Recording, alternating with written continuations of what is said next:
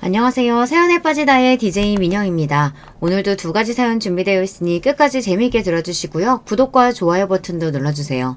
그럼 오늘의 사연 함께 만나볼게요. 안녕하세요. 저는 자식들 다 장성시키고 은퇴 후 남편과 유유자적한 삶을 즐기며 살고 있는 60대 주부입니다. 그동안 두 아이들 키우랴 직장생활 병행하랴 정말 몸이 10개라도 모자랄 정도로 치열하게 살다가 아이들 모두 독립해서 나가고 퇴직하고 하고 나니 남아도는 게 시간이더라고요. 살면서 이렇게 시간이 여유로웠던 적이 없어 좀 당황스러울 정도였습니다. 쉬는 것도 하루 이틀이지 저처럼 쉼없이 움직이던 사람들은 가만히 쉬는 것도 쉬운 일이 아니더라고요. 그때 접한 게 바로 이 채널입니다.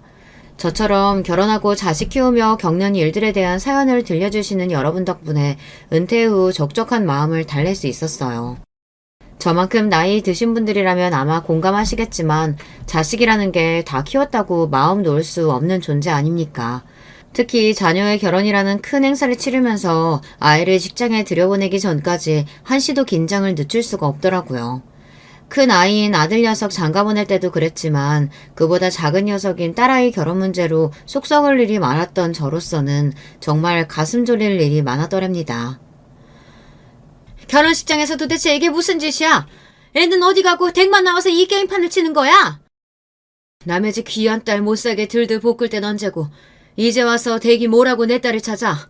내가 당신같이 천박한 인간한테 내 딸 보낼 것 같아? 살면서 겪어온 일이 결코 적지 않다고 자부합니다만 단연코 전할 만큼 제 인생에서 크게 화를 내본 적이 없습니다. 바로 딸의 결혼식 날이었죠. 마냥 행복하기만 해야 할 그날 한때 사돈이 되리라 생각했던 여자를 쥐잡듯 잡은 제 사연 한번 들어보시겠어요? 제 아이들은 아이들 어렸을 때부터 제가 직장 생활을 해서 그런지 찰나기 시작하면서부터 엄마 손 거의 안 타고 자기 할 일 척척 해내는 독립적인 성향으로 자라났습니다. 엄마 입장으로서는 참 대견하기도 하고 다른 집 전업주부 엄마에 비하면 항상 해준 것이 모자란 것 같아 안쓰럽고 미안하기도 해요. 아들 녀석은 대학 입학하면서 바로 학교 근처에 자취를 시작해 독립해 나갔고요. 2살 터울인 딸아이 역시 대학 입학을 앞두고 독립하고 싶다는 의사를 밝혀왔습니다. 두 녀석 모두 독립심이 너무 강해서 예상하지 못한 일은 아니었으나 아무래도 세상의 험한 꼴을 너무 보고 살아온 나이든 엄마이다 보니 아들 독립시킬 때랑 딸아이 보낼 때랑 마음가짐이 좀 다르더라고요. 걱정이 많은 저를 보고 저희 딸은 그저 이렇게 말했습니다. 엄마 입장에서야 걱정하는 거야 알지만 솔직히 집에서 다니나 독립해서 학교 다니나 각자 바빠서 얼굴 보기 어려운 건 마찬가지인데 뭐가 그렇게 다른지 잘 모르겠어. 엄마 입장에서 할 말이 없더라고요. 딸아이 말이 틀린 게 없었거든요. 남편도 은근히 저를 부추겨 딸아이 독립을 말리고 싶은 눈치였으나 평소 신경을 많이 못 써준 대신에 아이들 의사를 더 존중해주려 노력했던 것이 저희 부부 교육관이었으므로 결국 딸아이 독립을 허락할 수밖에 없었습니다. 딸아이 말 맞다나 각자 사는 게 바빠서 그런지 아이들 독립시키고는 작정하고 불러 모으지 않는 이상 시간 맞춰 다 같이 얼굴 한번 보는 것도 쉽지 않더라고요. 아직 퇴직 전이어서 여전히 바쁘긴 하지만 두 아이 다 떠난 집에 퇴근할 때마다 괜히 마음이 휑한 기분이었습니다. 어쩐지 내 작은 아이들이 이제는 너무 멀어진 것 같은 기분이 들었죠. 아들 녀석이 직장 잡고 생활이 안정되면서 결혼 의사를 밝혀오자 정말로 내 아이들이 우리 둥지를 떠난 것이 실감이 났습니다. 만나는 사람이 있다는 건 알고 있었지만 아들이나 딸이나 본인들 연애 이야기를 주절주절 늘어놓는 편이 아니어서 상대방에 대해 아는 것이 많지는 않았습니다. 하지만 요새는 자식 결혼시키면 남이라고 생각하고 사는 게 속 편하다면서요. 괜히 가깝게 지내보겠다고 이것저것 간섭하다가는 며느리 사위 미움 사서 자식들까지 척지게 되는 경우가 다반사라고요. 저 역시 주워들은 건 있어서 아들 개혼 때 딸 같은 며느리니 하는 제 입장만 생각하는 소리 말고 쿨한 시어머니로 살자 다짐했죠. 그래서 딸아이가 결혼하겠다고 했을 때도 아들 때처럼 아이들을 위해 일정한 거리를 두자고 생각했어요. 처음 아들 결혼할 때 그런 다짐을 했을 때는 내심 섭섭한 마음이 없지 않았는데 막상 그렇게 살아보니 나쁘지 않았습니다. 최대한 담백한 고부 관계를 유지하려고 노력했더니 오히려 그게 며느리 경계심을 풀게 하는 데 도움이 되었던 모양인지 고맙게도 먼저 살갑게 다가와주는 며느리 덕에 결혼 전보다도 아들 얼굴을 더 자주 볼 수 있게 되었죠. 아무래도 딸은 더하겠죠. 요새 인식이 많이 바뀌었다지만 그래도 며느리와 사이 대하는 건 차이가 있을 수밖에 없으니까요.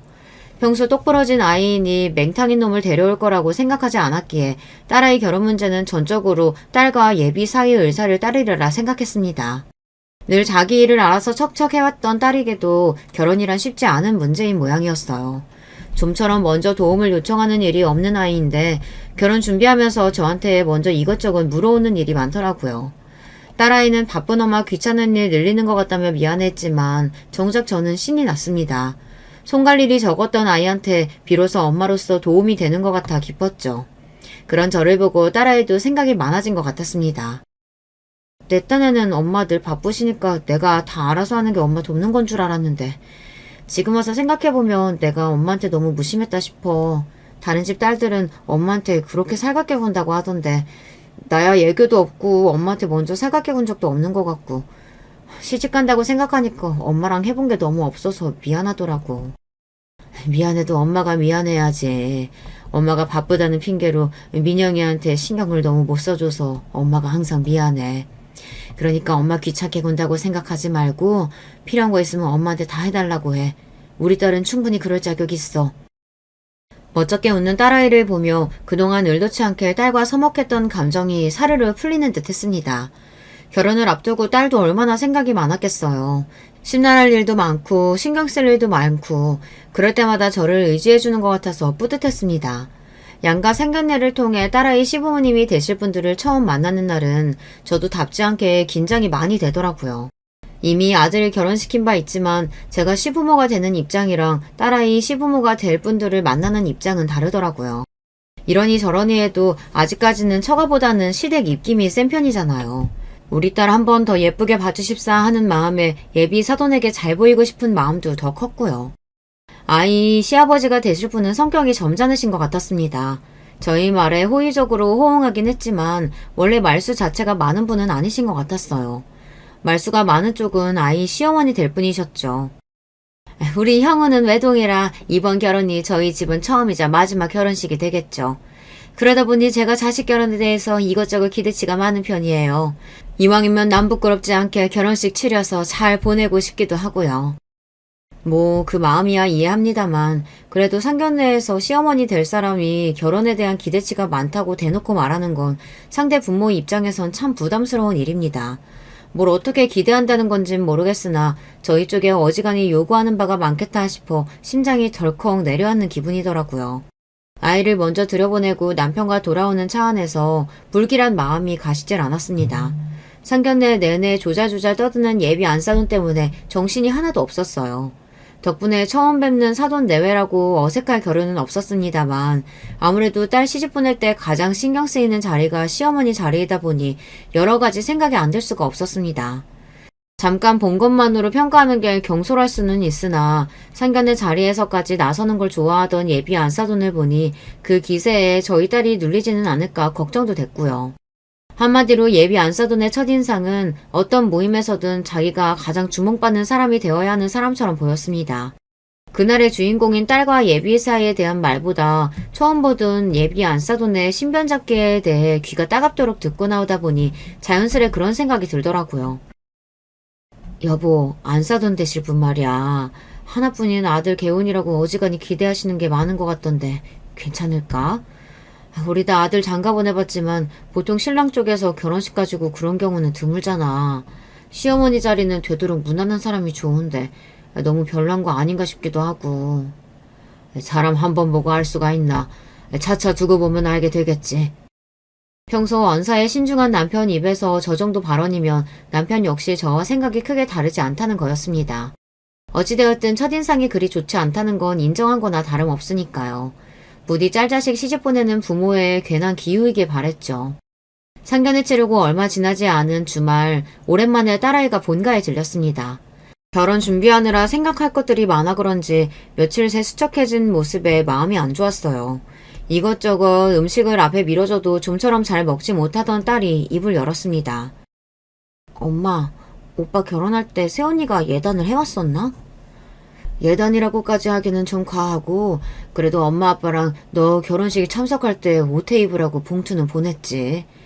너희 오빠 결혼할 때 엄마 아빠한테 거의 손 안 벌리고 둘이서 신혼집이면 혼수면 한다고 하길래 우리도 우리한테 따로 돈 쓸 거 없다고 얘기했는데 그래도 그냥 넘어가긴 그랬는지 네 새언니가 준비를 했더라고. 그럼 통상적으로 얼마나 준비하는 게 맞아? 왜 안 사돈이 예단 해오라고 하시던? 솔직히 제 입장에선 저쪽 집안에서 예단을 요구할 거라고 생각을 못했습니다. 예비 사위와 딸이 신혼집을 거의 반반 부담하기로 했거든요. 안에 들어갈 가전도 나눠서 부담하기로 한 걸로 알고 있고요. 보통 예단 요구하는 건 신랑 측에서 신혼집을 해오거나 하다못해 전세금이라도 책임지는 경우에 하지 않나요? 사실상 딸아이의 결혼은 반반 결혼이라고 해도 과언이 아니었습니다. 예비사위가 자기 본가에서 금전적 도움을 받기로 했는지까지는 아직 들은 바 없었으나 딸아이는 결혼하겠다는 의사를 밝힐 때부터 자기가 차곡차곡 저축한 돈으로 작게나마 본인들 힘으로 시작하고 싶다고 이미 못을 박았습니다. 그런 경우에는 보통 양가 집안 모두 그 이상의 부담을 주지 않으려고 예단을 비롯한 다른 것들은 생략하는 경우가 많죠. 저 또한 당연히 그렇게 생각하고 있었고요. 그건 딸아이도 역시 마찬가지였는지 제 예비 시모의 요구에 혼란스러운 기색이 역력했습니다. 옛날이야 이불이며 살림살이 직접 마련하는 게 예단이었다지만 요새는 그렇게 하는 사람은 드물고 거의 돈봉투라고 봐야지. 엄마도 오빠 결혼 때 딱히 예단비 받지는 않아서 자세히는 몰라도 엄마 친구들 얘기 들어보니까 보통 신랑 쪽에서 집해오면 그 10분의 1선에서 예단비 받는 게 일반적이라고 하긴 하더라. 왜? 안사돈께서 따로 요구하신 예단 목록이 있어? 차라리 대놓고 그런 거라도 주시면 내가 감이라도 좀 잡겠는데 딱히 그런 건 없더라고. 그래도 우리 집안 개혼인데 집안 어르신들한테 기본적인 대접은 해야 하지 않겠느냐고 말씀만 하셔서 그게 어느 정도 수준인지 모르겠어서 난감하네.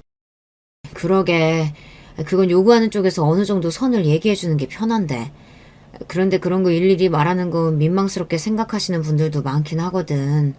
엄마랑 생각을 좀 해보자. 반반 결혼시키는 판에 예단 요구받았다는 딸의 말에 솔직히 심기가 편치는 않았습니다만 저쪽에서 대놓고 요구한다는데 안 하기도 참 그랬어요. 괜히 시작부터 귀한 딸 밉보이게 하고 싶진 않았으니 저희가 할 수 있는 한에서 최선을 다해서 준비해주자고 생각했습니다. 그리고 얼마 지나지 않아 딸아이가 제 예비 신랑과 웨딩드레스를 보러 가기로 했습니다. 딸애가 웨딩드레스 입은 모습이 얼마나 예쁠까 기대가 되었어요. 그러나 웨딩샵에 두 사람을 따라갈 생각은 하지 않았습니다. 처음 웨딩드레스 입은 모습을 확인하는 건 아무래도 단둘이 있는 게 좋잖아요. 저희 딸 성격이 그런 로망 챙길 만한 성격은 아니었으나 그래도 평생에 한 번 하는 결혼인데 남들 하는 로망은 다 이뤄봤으면 했습니다. 그리고 그런 자리에 부모가 따라가는 것도 좀 주책 맞죠. 여러 번 입어보고 결정하기 어려워 조언을 구하면 또 몰라도 그런 자리에는 나이든 부모보다는 친구들과 함께 가는 게 일반적이기도 하고요. 그래서 그날 일을 하면서도 딸아이가 얼른 인증샷을 보내주기만을 기다렸습니다. 그런데 분명 웨딩샵에서 피팅을 해본 다음 사진을 보내주겠다며 호언장담을 했던 딸인데 그날 퇴근할 때가 다 되도록 딸아이에게서 연락이 없었습니다. 혹시 드레스 고르다가 둘이 싸우기라도 했나 싶어 슬슬 걱정이 되던 차에 딸한테서 전화가 왔습니다.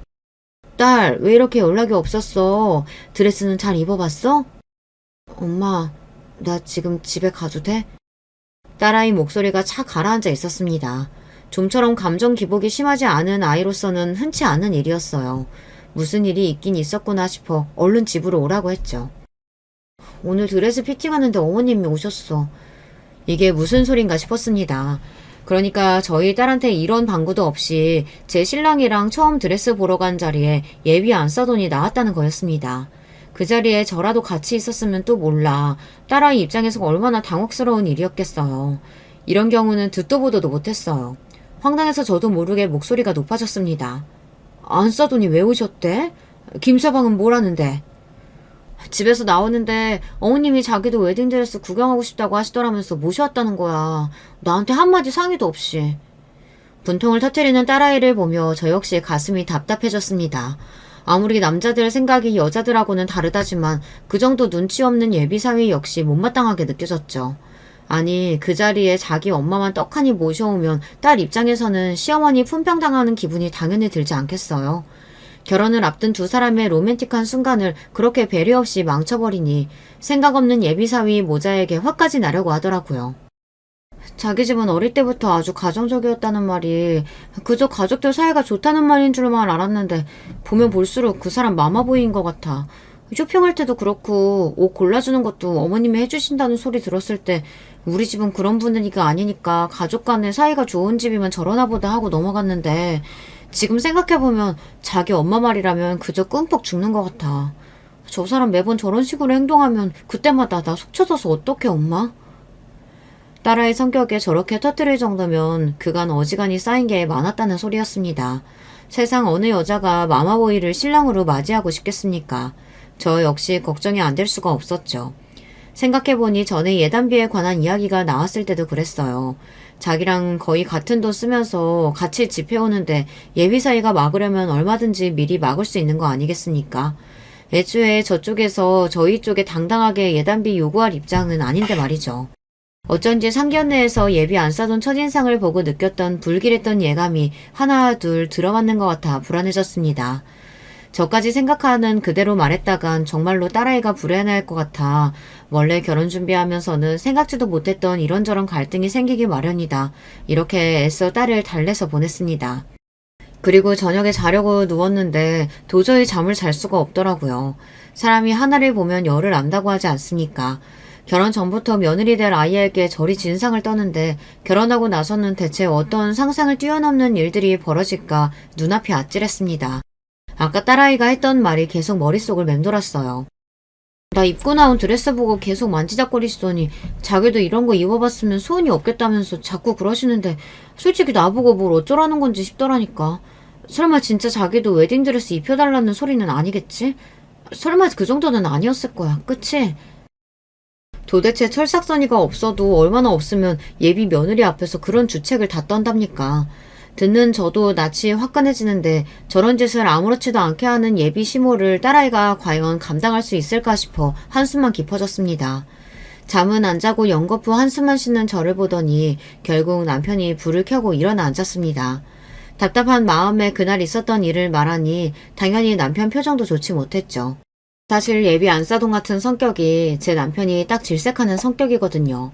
나서는 거 좋아하고 나이값 못하고 어른이 어른답지 못한 걸 거의 혐오한다고 해도 과언이 아닌 사람이니 당연히 예비 안사돈이 마음에 찰 리가 없었습니다. 아마 딸아이 시부모 될 사람이 아니었다면 지인으로도 결코 둘 일이 없는 타입이었죠. 애들 일에 너무 간섭하는 것 같아 말을 아끼려고 했는데 이쯤 되면 김서방 불러서 언지를 좀 해야 할 것 같다. 어른이라고 참고 넘어가는 것도 정도가 있지. 자기만 귀한 아들 장가 보내는 거야? 왜 우리 딸이 결혼 준비하면서 이렇게 안 해도 될 마음고생까지 해야 돼? 제 말이 그 말이었어요. 괜히 우리 딸 책 잡힐까 싶어 어지간한 건 사돈댁에 맞춰주자 했는데 계속 저런 식으로 나오면 저희라고 마냥 삼아줄 이유는 없죠. 무슨 대단한 집안에 시집 보내는 것도 아닌데 시댁이랍시고 처음부터 너무 저자세로 나갔던 게 문제였나 싶기도 했습니다. 그렇게 가족 식사 자리 초대를 빙자한 예비 사위 성토대회가 열렸습니다. 저는 남편이나 그동안 참은 말들이 많았기에 그날은 할 말은 해야겠다 싶었어요. 웨딩드레스 피팅하는 자리에 안사돈께서 오셨다지? 사실 그게 흔한 일은 아니라 우리 민영이도 참 놀랐을 거야. 그래도 그날 저희 엄마가 민영이 너무 예쁘다고 칭찬도 많이 해주셨어요. 그치 민영아? 제 딴에는 그래도 대놓고 말하기 좀 그래서 돌려서 말한 거였는데 눈치가 없는 건지 눈치 볼 생각이 없는 건지 엉뚱한 소리를 하는 예비사위를 보니 가슴이 답답했습니다. 정작 예비사위는 해맑게 웃고 있는데 그걸 보는 딸아이만 민망한지 얼굴이 빨개졌어요. 돌려 말해서 될 게 아니겠다 싶어 그냥 돌직구로 말했습니다. 사실 신부 입장에서는 결혼 앞두고 신경 써야 할 일이 참 많아. 자네가 어떻게 생각하는지 모르겠지만 안사돈께서 하시는 행동이 일반적이진 않으셔서 우리가 당황할 때가 참 많네. 대놓고 말하자 그제야 분위기를 읽은 모양인지 예비 사이가 겸연쩍어 하더군요. 거의 입에 떠 먹여줘야 알아먹는 걸 보니 앞으로 결혼해서 우리 딸 속이 말이 아니겠다 싶어 머리가 지끈거렸습니다. 얘기가 나온 김에 꼭 해야 할 말도 있었어요. 그리고 예단비 말인데 솔직히 우리 입장에서는 생각을 못해서 어떻게 준비해야 할지 난감하네. 안사돈께서 요구하신 거라고 하니 어느 정도 수준으로 원하시는지라도 언지를 좀 주시면 좋을 것 같은데. 말 그대로 현금 봉투를 원하시는 건지 현물을 원하시는 건지도 알아야 준비를 하지. 이제 식 석 달도 안 남았는데. 제 말에 딸아이의 표정이 급격히 어두워졌습니다. 이젠 또 무슨 일인지 겁이 나서 물을 엄두도 나질 않았어요. 딸아이가 떨떠름한 표정으로 말했습니다. 엄마, 며칠 전에 어머님 명품백 해드렸어. 이건 처음 듣는 소리였어요. 딸아이가 웨딩샵 일로 한껏 쏟아내고 간지 며칠 되지도 않았는데 그새 또 사건이 터진 모양이었습니다. 아니, 언제? 며칠 전에 혼수 가전 보러 갔는데 어머님도 나오셨더라고. 말하는 걸 보니 이번에도 미리 얘기 안 하고 예비사위가 제 엄마를 달고 나온 모양이었습니다. 이쯤 되니 예비사위도 일부러 저러는 건가 싶을 지경이었어요. 그러니까 아들 며느리 혼수 준비한다는데 백화점까지 쫄래쫄래 쫓아와서는 그 자리에서 명품백까지 받아 챙겼다는 거잖아요. 뭐 그렇게 대단하게 내세울 거 있는 아들이라고 아들 팔아 한미천 잡기라도 할 심산이랍니까? 저도 모르게 소리쳤습니다. 그런데도 또 예단비를 요구하신다고? 제가 대놓고 말하니 예비사위가 민망해 하더라고요. 제 어미가 내 딸한테 명품백 받아 챙길 때도 저렇게 민망해했을까 싶어 기가 막혔습니다. 예비사위가 저희 내외의 눈치를 보며 주절주절 변명을 늘어놓았어요. 저희 엄마가 저희 집은 자식이라곤 저 하나뿐이니까 한번 하는 거 제대로 갖춰서 해야 한다고, 안 그러면 집안 어른들한테 두고두고 욕먹는다고 하셔서요. 금액이 부담되시는 거면 저도 몰래 보탤게요. 너무 노여워 마시고 너그러이 이해해 주세요.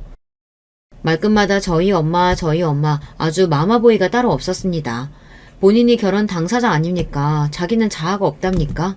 이건 효자가 아니라 자기 어머니한테서 정서적으로 독립을 못한 것 같았습니다. 그리고 저희가 돈 한 푼 아쉬워 이런답니까? 애초에 서로 꿀릴 것 없이 동등한 입장에서 비슷한 금액 부담하며 하는 결혼에 요구하는 게 과하다는 게 문제인 거 아니에요. 제 어머니 잘못이 뭔지조차 제대로 이해하지 못하면서 저희 부부 자존심까지 긁는 발언을 했다는 건 생각하지도 못하는 것 같았습니다. 저 못 믿어온 인사에게 정말 저희 딸을 보내도 되는 건지 심히 걱정이 되었습니다.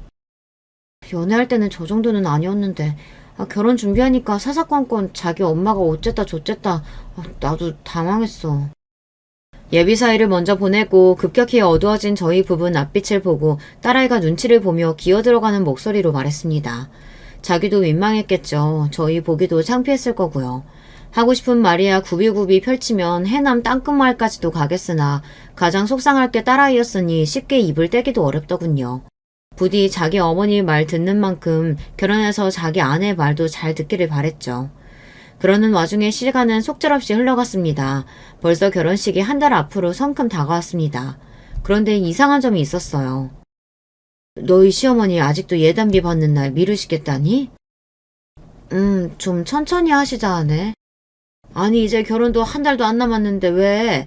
애초에 예단비 요구는 그쪽이 먼저 해놓고서는. 예비 안사돈이 예단비 받는 날을 차일피일 미루고 있었습니다. 보통 예단비 보내는 기간은 통상적으로 2달에서 늦어도 한 달 전까지는 보낸다고 들었거든요. 예단비라는 게 시댁 어른들 결혼식 때 입을 옷이며 한복 같은 걸 준비해야 하니 통상적으로 그 정도 시간 여유는 두는 게 맞다고 알고 있어요. 그런데도 예비 안사돈 쪽에서 날짜 조정을 좀 하자며 예단비 드리는 날을 미루고 있다는 거예요.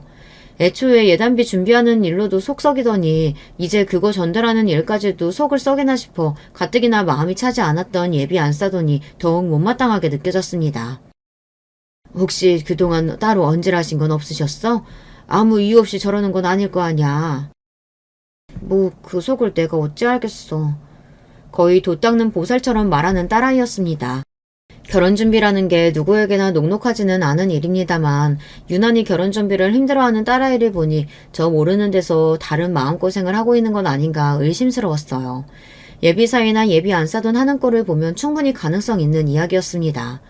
하지만 한두 번도 아니고 저희 앞에서 면이 서지 않을 만한 일을 몇 번 겪다 보니 그나마 열렸던 딸아이 마음도 많이 다친 것 같았습니다. 민영아, 무슨 일 있으면 다른 생각할 거 없이 그냥 엄마한테 말하면 돼. 엄마한테 못할 말이 어딨어. 무슨 말을 해도 괜찮으니까 혼자 끙끙 앓지 말고 꼭 엄마한테 말해. 알았지? 대답은 않고 고개만 주걱거리는 딸아이를 보는 저 역시 근심이 가득했으나 그럼에도 결혼을 강행하는 딸아이를 믿어주는 것 외에 별다르게 할 수 있는 일이 없었습니다. 그렇게 결혼식을 겨우 보름 남겨두고서야 예비 사돈댁에 예단비를 보냈습니다. 기성복이면 모를까 하는 얘기를 들어보니 맞춤옷을 주문할 모양이던데 시간이 빠듯했습니다. 아무리 예단비 보내는 게 양가 협의어야 하는 일이라 시댁에서 원하는 예단 받는 시기를 맞춰준다곤 하지만 별의별 걸로 다 줄다리기를 한다 싶어 피곤했어요. 뭐 그 속내를 아주 모를 것 같진 않았습니다. 기한 최대한 줄 테니 그동안 싹싹 긁어 모아서 예단비 최대한 많이 해와라. 뭐 그런 거 아니겠습니까? 하지만 오는 게 있어야 가는 것도 있는 거 아니겠어요? 저희 딸도 신혼집에 보태느라 여유 자금이 거의 남아있지 않았기 때문에 예단비는 우리가 준비해주마 했습니다. 정작 저희가 사돈 쪽에서 따로 받은 건 없었지만요. 저희가 준비한 예단비는 1,000,000원이었습니다. 그 정도면 사위 내외 결혼식 양복과 한복 새로 맞추고도 가까운 친척들 옷 한 벌씩 해드리는데 부족하지 않으리라 생각했어요. 그런데 예단비를 보내놓고도 잘 받았던 안부 인사 전화 한 통이 안 오더라고요. 속으로 괘씸했지만 이제 정말 결혼식이 며칠 남지 않았기에 긁어부스럼 만들지 않으려고 성질을 누르고 또 눌렀습니다. 그렇게 드디어 결혼식이 바로 하루 전으로 다가왔어요. 우리 딸이 내일이면 정말로 결혼을 하는구나 하는 생각에 종일 마음이 싱숭생숭하더라고요. 딸아이와 함께 마지막으로 같이 피부관리와 마사지를 받기로 약속이 되어 기다리고 있는데 아이가 좀 늦더라고요. 어디까지 왔나 전화를 걸었더니 받지 않길래 운전 중이가 있습니다. 그러고 한 10분쯤 지났을까 딸아이한테서 전화가 왔습니다. 그래, 어디쯤 왔어? 엄마... 딸아이 목소리에 울음기가 잔뜩 서려 있었어요. 또 무슨 일인가 싶어 심장이 덜컥 내려앉았습니다. 민영아, 왜 그래? 무슨 일이야? 대답은 않고 엉엉 울기만 하는 딸아이 때문에 속이 시커멓게 타들어갔습니다. 아주 어릴 때가 아니고는 머리 좀 크고 나서는 좀처럼 우는 일이 없는 아이였어요. 무슨 사달이 나도 단단히 났구나 싶었습니다. 어머님이 예단비 적다면서 날 때렸어. 순식간에 피가 거꾸로 솟는 것 같았습니다. 그 미친 여편네가 기어이 내 딸을 건드렸다고 생각하니 당장에 요절을 내버리고 싶었습니다. 하지만 아이가 어지간히 놀란 모양인지 호흡까지 불안정하게 들렸습니다. 너 지금 어디야? 엄마가 갈게, 응?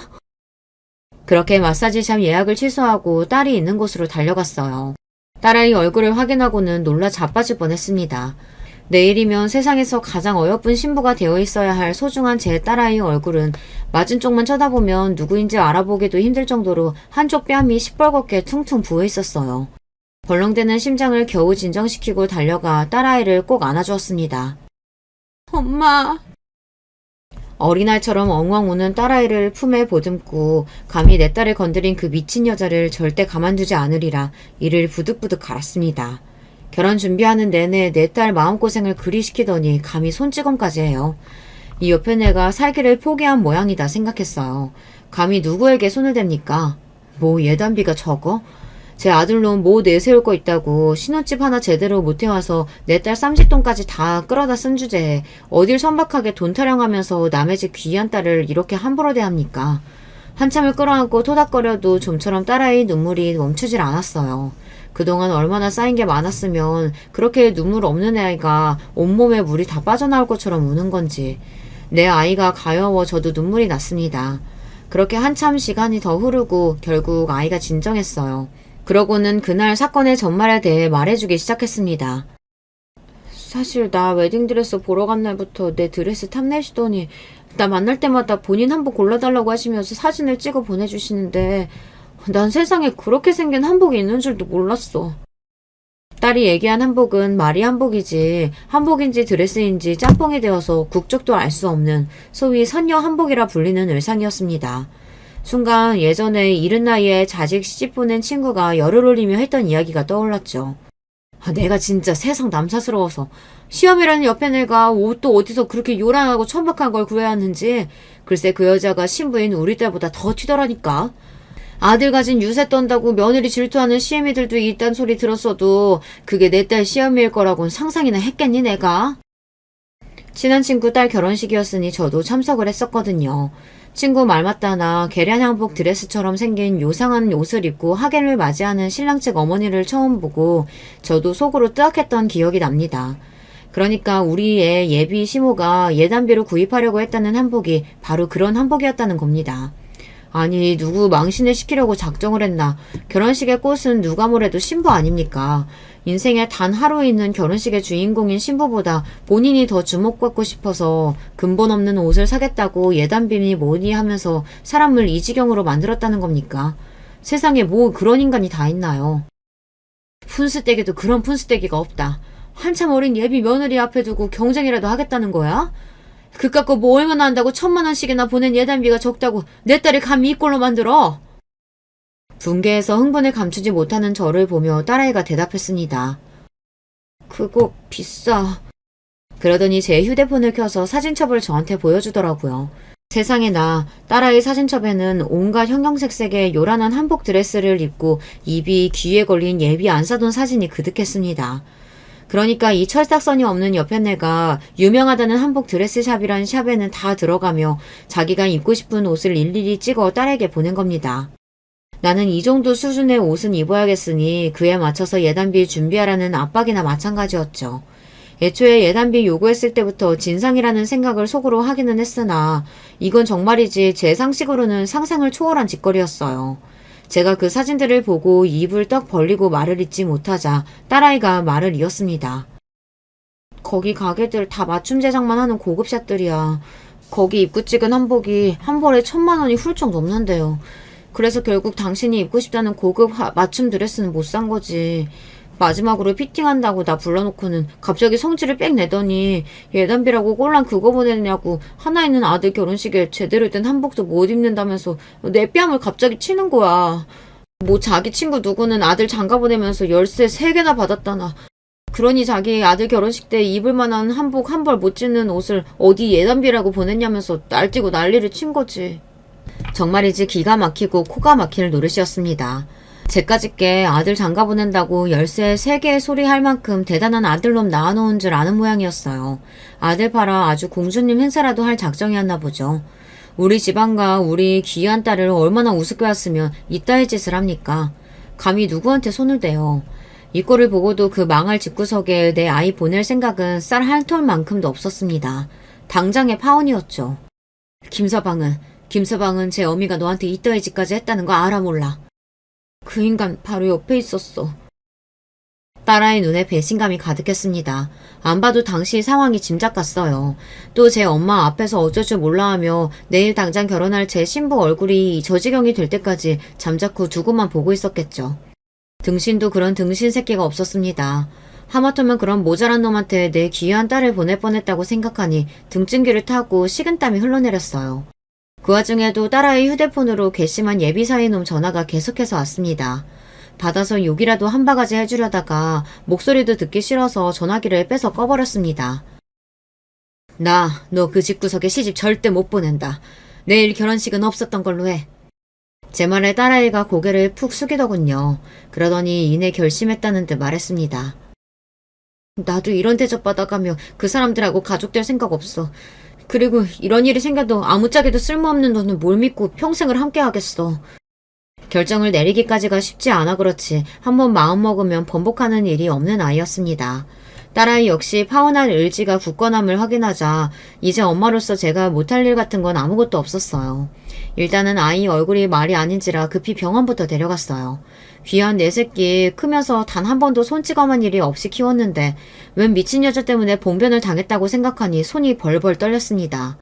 내 새끼 건드려놓고 재년이라고 무사할 줄 아느냐. 가슴속에 칼을 갈고 또 갈았습니다.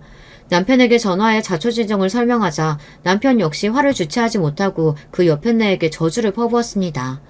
당장 결혼식이 내일이었기에 얼른 연락을 돌리지 않으면 저희 식구도 없는 결혼식장에 영문도 모르고 저희 손님들이 오실 판이었어요. 이야기를 들은 남편 역시 주저없이 파혼에 동의했기에 빠르게 저희 지인들에게 연락을 돌려 내일 결혼이 취소되었음을 알렸습니다. 물론 모든 일은 그 망할 집구석과는 단 한마디의 상의도 없이 이루어졌죠. 그렇게 대망의 그날이 다가왔습니다. 딸아이는 아직 절대 안정이 필요했기에 저와 남편만 마치 전쟁터로 향하는 군인이라도 된 듯 비장한 걸음을 떼었습니다. 원래라면 제 딸이 입장했어야 할 결혼식장으로 들어섰어요. 어제 그 일 이후로 저희 가족 중 누구도 그 집 식구들 연락을 받지 않았기에 제 신부에게 연락도 닿지 않았으면서 턱시도에 메이크업까지 반질반질하게 꾸민 예비사위 놈이 헐레벌떡 저희 부부 앞으로 뛰어왔어요. 장모님, 장인어른, 왜 이렇게 연락이 안 되세요? 민영이는 바로 따라오나요? 왜 얼굴이 다 터졌는데 아직도 저희 딸이 여기 나타날 거라고 믿고 있는 그 멍청한 놈을 쏘아보았습니다. 왜? 네 어미한테 쥐어 터진 꼴 자랑이라도 하려고? 전혀 없이 차가운 제 말투에 놈이 흠칫했습니다. 감히 내 딸을 그 꼴 당하게 둔 원흉을 당장 머리채라도 잡고 싶었으나 아직 할 일이 남아있었어요. 놈을 무시하고 쌩하니 지나쳐 문제의 그 옆에 내를 찾아갔습니다. 딸아이에게 사진으로 보낸 것만큼은 아니었으나 역시 요란하기 짝이 없는 차림새를 한 여자를 쉽게 찾을 수 있었어요. 꼴이 아주 공작새 저리 갈아였죠. 남의 딸 얼굴을 뭉개놓고 제 지인들이랑 낄낄 쳐웃고 있는 꼴을 보자니 구역질이 올라올 지경이었습니다. 아직도 예단비 문제로 앙금이 남았는지 결혼식 당일 사돈을 보고도 새침하게 고개를 돌리는 꼬라지를 보자 저건 인간이 아니다 싶었습니다. 그 인간이 그러든지 말든지 저는 곧장 결혼식 단상으로 올라가 마이크를 잡았습니다. 오늘 결혼식은 없습니다. 원래대로라면 제가 신부 엄마이지만 저는 이 결혼 파토냈거든요. 제 말에 웅성거리던 식장 안이 한순간에 찬물을 끼얹은 듯 적막만이 가득했습니다. 그나마도 신부 측에는 아무도 안 남아있고 신랑 쪽만 자리가 차 있었죠. 당연한 일입니다. 저희 지인들에게는 이미 연락을 마쳤으니까요. 멀리서 얼굴이 사색이 돼 이쪽으로 쫓아오는 예비사위 놈과 그 옆에 내가 보였어요. 뛸 때마다 산티나는 옷감이 나풀대는 게 아주 볼만하더군요. 저는 지체하지 않고 미리 식장 측에 건넨 영상을 빔 프로젝터로 대문만하게 틀었습니다. 영상이 나오자 개미새끼 한 마리 없는 것처럼 침묵에 잠겼던 식장 안이 다시금 웅성대는 소리로 시끄러워지기 시작했어요. 그건 그 옆에 내가 제 딸에게 집요하게 보냈던 한복 드레스 착용 인증샷들을 엮어 만든 거였어요. 이건 얼마고 이건 얼마네 해가며 예단비를 요구하는 문자 메시지 캡처보는 덤이었죠. 순식간에 하객들 시선이 그 여자한테 꽂혔습니다. 수치심에 그 여자 얼굴이 시뻘겋게 달아오른 게 단상 앞에서도 보일 정도였어요. 하도 정신이 빠진 것처럼 굴길래 세상이 부끄러운 거라고는 모르는 인간인 줄 알았는데 공개적으로 망신을 주니 창피하며 어쩔 줄 몰라 하는 걸 보니 그런 건 아니었던 모양입니다. 영상 재생이 끝나자 마이크를 들고 제가 다시 말을 이었습니다. 파혼 사연은 신혼집이며 혼수 모두 반반으로 해놓고도 초호와 선녀 한복 씌워달라며 저희에게 예단비 요구하고 또 그 예단비가 적다면서 신부인 제 딸을 결혼식 전날 얼굴을 알아보지 못할 정도로 폭행한 저 예비 시애미 때문입니다. 자기 신부가 부당하게 얻어맞는 꼴을 보고도 곁에서 구경만 한 저 신랑이라는 놈 역시 마찬가지고요. 다들 어려운 발걸음 해주셨을 텐데 죄송하지만 그렇다고 귀한 딸 자식 저런 인간 이하의 것들한테 보낼 수야 없는 노릇 아니겠어요? 아무쪼록 이해해 주시길 바랍니다. 그러고는 단상에서 내려와 남편 곁에 섰습니다.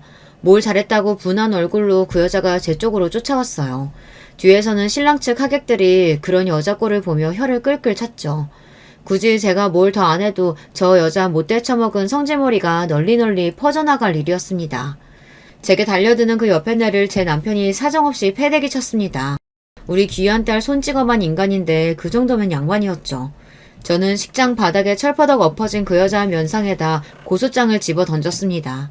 저희 딸 폭행에 대한 고소와 파혼에 대한 책임을 묻는 손해배상 청구서였어요. 감히 너 따위 천박한 년이 내 귀한 딸한테 손찌검을 해? 내가 마음 같아서는 이 자리에서 니년 사지를 찢어도 시원치 않아. 감히 우리 애 건드린 대가 똑똑히 치르게 될 테니까 구치소 신세 질 각오해.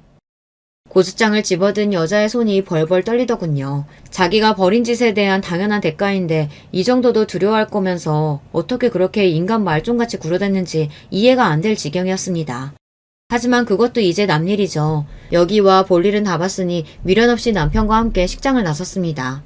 그런 저희 뒤를 한때 사이가 될 거라 생각했던 모자란 놈이 개새끼처럼 졸졸 따라왔습니다. 결혼식 당일에 파혼당해 혼비백산한 꼴이 된 놈이 주차장 바닥에 철썩 주저앉더니 저희한테 빌기 시작했어요. 장인어른 장모님, 제가 잘못했습니다. 저 민영이 없이 못 살아요. 제발 한 번만 용서해주세요. 저 파혼 못해요. 그 말에 순간 제 눈이 돌 뻔했습니다. 정신을 차렸을 때는 이미 제 손이 놈 얼굴을 있는 힘껏 철썩 내리친 다음이었죠. 아픈 거보다 놀라서 어안이 벙벙해진 놈 꼴을 보자 어제 내 딸도 이랬을까 싶어 다시금 가슴이 아파왔어요. 그러자 놈에 대한 분노가 더더욱 솟구쳤습니다. 너같이 모자란 놈 때문에 내 딸이 평생 한 번도 겪지 않아도 될 험한 꼴을 겪어왔는데 어디 네 놈이 파혼 한 해 만에 하고 있어? 너 같은 놈은 결혼할 자격 없어. 어디 남의 집 귀한 딸 인생 망치려고 너 같은 놈이 결혼을 해? 제 불효령에 파혼 못한다던 놈 기세가 그대로 꺾였습니다. 참 저렇게 패기라고는 없는 놈을 내 딸 곁에 세울 생각을 하다니 섬뜩할 지경이었어요. 남편 역시 놈에 대한 분노를 숨기지 않았습니다. 너 내 딸 앞에 두 번 다시 나타날 생각 마라. 감히 내 딸 주변에 맴돌았다가는 그때야말로 내가 네 놈 죽여버리고 말 테니까. 정말로 놈을 찢어 죽이고도 남을 정도의 형형한 눈빛이었습니다. 자식 인생 구제하는데 부모가 돼서 못할 일이 뭐가 있겠습니까? 저도 남편도 거짓 한 톨 없이 진실만을 말하고 있었습니다. 억울하면 네 놈도 어디 한번 고소해보렴. 네 놈 깽값 정도야 우리 딸 인생 구제했다 치고 적선해줄 의향이 있으니까. 엄한 여자들 인생 망칠 생각 말고 너는 네 정신 나간 어미하고나 살아. 그렇게 놈을 한껏 비웃어주고는 결혼식장을 빠져나갔습니다. 이걸로 그 망할 집구석과는 영원히 안녕이었어요. 함께한 시간이 길지는 않았었지만 저희 가족 모두에게 이보다 더한 악연은 없었습니다. 여전히 분한 마음이 아주 가시지는 않았습니다만 그래도 저런 것들과 결혼으로 엮이기 전에 벗어날 수 있었다는 것을 천운으로 여기자며 서로의 다친 마음을 다독여 주었습니다. 제목이 폭행죄였기 때문에 전 예비 안사도는 형사적인 처벌도 피할 수 없었습니다. 얼마나 무식하고 우악하게 힘이 센 건지 겨우 뺨 한 대 쳤는데도 애 얼굴을 그 꼴로 만들었다고 생각하니 그날 그 여자 얼굴도 못쓰게 만들고 올 걸 그랬나 했으나 제가 정말로 그랬다면 더 속상해할 게 뻔한 딸아이를 생각하니 그 정도로 대응한 것도 잘한 일이다 싶었죠. 뒤늦게 그 여자가 선처를 호소하며 고소를 취하해달라는 등 염치도 없이 저희 집 앞으로 쫓아오길 여러 차례였습니다. 그럴 때마다 사람을 써서 길바닥에 패대기쳐 쫓아내며 줄 수 있는 망신이란 망신은 다 주었죠.